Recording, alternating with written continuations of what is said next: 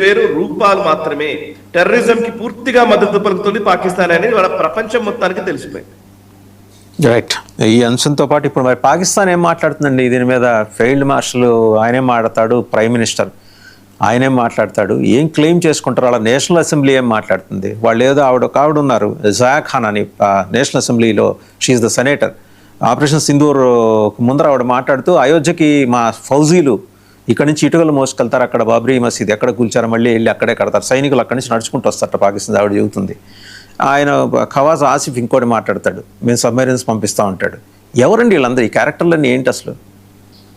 అంటే ఇప్పుడు వాళ్ళు రెండు రకాలండి. అంటే బేసికల్లీ వాళ్ళు ఏం చేస్తారంటే టెర్రరిస్టులన్నింటినీ కూడా ఒక సంస్థలు ఏర్పాటు చేసి వాళ్ళు ఏదో నిజంగా మానవతా దృక్పథంతో సాయం చేస్తున్నారు అనే విధంగా కొన్ని ఆర్గనైజేషన్స్ బిల్డ్ చేస్తారు. ఫర్ ఎగ్జాంపుల్ హఫీజ్ సయీద్ కి సంబంధించిన ఆర్గనైజేషన్ ఇప్పుడు జైషే మహమ్మద్ ఉందనుకోండి, లేదా లష్కర్ ఎ తైబా ఉందనుకోండి, లేదా హిజ్బుల్ ముజాహిదీన్ ఉందనుకోండి. వీటికి అనుబంధంగా కొన్ని యాక్టివిటీస్ చేసే సంస్థలు కూడా ఉంటాయి. సో వాటికి డబ్బులు వస్తాయి, వాటి ద్వారా యాక్టివిటీస్ చేస్తూ ఉంటారు. సో ఇప్పుడు టెర్రరిస్టులు ఉన్నారు కదా మరి అక్కడ అని అంటే మాకు దానికి సంబంధం లేదంట. టెర్రరిస్టుల వల్ల మేమే నష్టపోయామని చెప్పేసి ప్రకటనలు చేస్తారు. మీరు చూడవచ్చు, గతంలో ముషర్రఫ్ 1990s లో అనుకుంటాను ఒక ఇంటర్వ్యూలో డైరెక్ట్ గా చెప్పాడు, మేము టెర్రరిజం మేమే పెంచి పోషించాము, మేము చాలా మంది టెర్రరిస్టులను తయారు చేశాము, అది మా పాలసీగా పెట్టుకున్నామని ముషర్రఫ్ నిర్బంధంగా అసలు తడుముకోకుండా చెప్పేశాడు. బట్ తర్వాత ముషర్రఫ్ డిజైన్ చేసుకుంటారు అంతే. అంటే ఇక్కడ ఏంటంటే పాకిస్తాన్ అనేది ఈ విషయాలన్నీ వెస్టర్న్ కంట్రీస్ కి తెలియదా, యూరోపియన్ దేశాలకు తెలియదా, అమెరికాకి తెలియదా? వాళ్ళకి తెలుసు, వాళ్ళే ఫండ్ చేస్తారు కూడా. వాళ్ళకి కావాలి ఇట్లాంటి ఒక రోగ్ నేషన్ ఒకటి కావాలి. బికాస్ ఎవరినైనా చిరాకు పెట్టడం, ముఖ్యంగా భారత్ ని ఇబ్బంది పెట్టాలంటే పాకిస్తాన్ వాళ్ళకి ఇవ్వదు. పాకిస్తాన్ వాడుకొని భారత్ ఇబ్బంది పెట్టచ్చు. బికాస్ ఏ దేశం కూడా వాళ్ళ అదుపాట్లలో లేకుండా డెవలప్ అవ్వడానికి వీల్లేదు. సో అట్లా వాళ్ళు ఒక ప్రాంతాన్ని పెట్టుకుంటారు. ఫర్ ఎగ్జాంపుల్ మనం తాలిబాన్ల విషయంలో కూడా చూసాం. పాకిస్తానే తాలిబాన్లకు ట్రైనింగ్ ఇచ్చింది, అండ్ ఒసామా బిన్ లాడెన్ కు ట్రైనింగ్ ఇచ్చింది పాకిస్తాన్ ఐఎస్ఐ, పాకిస్తాన్ ఆర్మీ. దానికి పూర్తిగా డబ్బులు ఇచ్చింది అమెరికా. నిజానికి వాళ్ళ మొత్తం ఈ పాకిస్తాన్ మనం బయటకు కనబడుతున్నటువంటి ఒక టెర్రరిస్ట్ యాక్టివిటీస్ ఉన్నాయి, కానీ ఈ టెర్రరిస్టులతో ములాఖత్లు, ఈ టెర్రరిస్టులతో మంతనాలు, వాళ్ళకు ఫండ్లు ఇవ్వడాలు, డబ్బులు ఇవ్వడాలు, ఆయుధాలు ఇవ్వడాలు, ఇవన్నీ అమెరికా సిఐఏ చేస్తుంది వెనకాల కూర్చొని. సో మనం డిస్కస్ చేస్తాం హిజ్బుల్లా గురించి వాళ్ళు మాట్లాడతాం, కానీ అసలు హిజ్బుల్లా ఫస్ట్ చర్చలు జరిపినది వీళ్ళే, అమెరికన్స్. ఆయుధాలు ఇచ్చింది వాళ్ళే, అమెరికన్సే. సో ఇప్పుడు మనం జొలానీ ఉన్నాడు సిరియాలో, జొలానీని తీసుకొచ్చి పెట్టారు అక్కడ. Jolani terrorist, United Nations designated terrorist. ఆ జొలానీకి వాళ్ళ యూరోపియన్ యూనియన్ దేశాలు, యూరోప్ లో మంచిగా రెడ్ కార్పెట్ వెల్కమ్ పలుకుతారు. ఆయన పోతాడు, అందరినీ కలుస్తాడు. మొన్న కేర్ స్టార్మర్ని కలిసాడు జొలానీ వచ్చి. ఇవాళ జొలానీని యూజ్ చేసుకొని మనం ఇరాన్ని కంట్రోల్ చేద్దాం అనుకుంటారు. అంటే ఏం లేదు, అమెరికాకి ఇబ్బంది కానంత వరకు వాళ్ళ మెయిన్, అప్పటికే అమెరికా మీద అటాక్ జరిగినంత వరకు ఒసామా బిన్ లాడెన్ చాలా గొప్పవాడు. అమెరికా మీద అటాక్ జరిగిన తర్వాత ఒసామా బిన్ లాడెన్ ఉగ్రవాద అయ్యాడు. ప్రపంచం మొత్తం ఆయన మీద ఫైట్ చేయాలి. సో ఇదేంటంటే బలవంతుడిది పై చేయండి, ఎవరి దగ్గర పవర్ ఉంటుందో వాడిది పై చేయి. సో ఇంతకాలం మనం కూడా పాకిస్తాన్ మీద దాడి చేయాలంటే ఆలోచించే స్థితిలో ఉండేవాళ్ళం. ఇవాళ ఎవరి మెప్పు కోసం, ఎవరి పర్మిషన్ కోసం మనం ఎదురు చూడట్లేదు. మనం పోతున్నాము, సీదా కొడుతున్నాము, వస్తున్నాము. సో వాళ్ళకి ఏ భాషలు అంటే you have to hit them where they hurt అని అంటారు. అంటే ఎక్కడైతే వాడికి నొప్పి కలుగుతుందో అక్కడ వాడికి కొట్టాలి అని.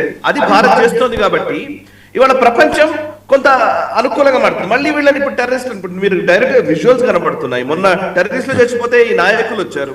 అక్కడ టెర్రరిస్టులు చాలా మంది చనిపోతున్నారు రెగ్యులర్ బేసిస్, ఒక రకంగా చెప్పాలంటే. అండ్ యునైటెడ్ నేషన్స్ డెసిగ్నేట్ చేస్తుంది టెర్రరిస్టులుగా, కానీ వాళ్ళని నిజంగా పట్టుకునే విషయంలో శ్రద్ధ చూపుతుందా? ఇవాళ పాకిస్తాన్ టెర్రరిస్ట్ నేషన్.